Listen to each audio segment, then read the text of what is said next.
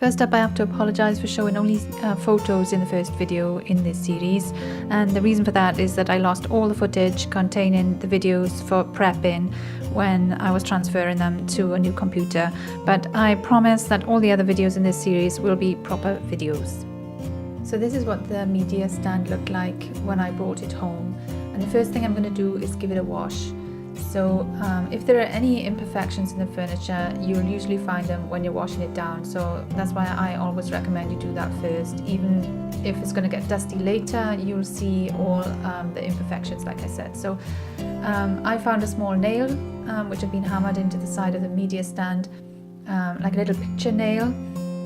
When I tried to use pliers to pull it out, the head snapped off and the nail stayed put. Typical. So in the end, the only thing I could do was to bang it in with a soft rubber mallet so that I didn't damage the wood, and that did the trick nicely. So there were also power strips stuck to the other side of the cupboard, and I was able to pull most of that off by hand, and then I just sanded over it to get rid of the rest. So by the way, if you'd like to know more about using secondhand furniture in your home, I've got a free gift for newsletter subscribers. It's called 10 Easy Steps to Transforming Your Home with Secondhand Furniture.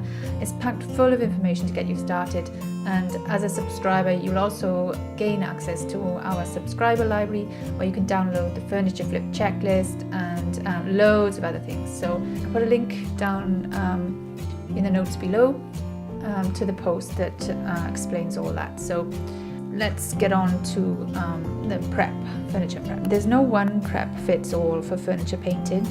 How much prep you have to do depends on the type of furniture you're dealing with. So before painting this media stand, I decided to give a quick sand over with my Bosch mouse sander just to rough up the surface. I don't always do that. Like I said, it depends on the type of furniture you have. Our free ebook has loads more information about furniture prep, so I won't go into that again here. Now I've given it a bit of a light sanding and it's ready for priming.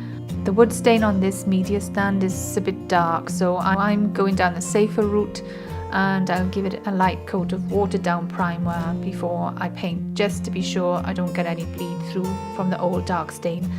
I think I'm going to have to show you that in the next video, because this one is getting a bit long as it is.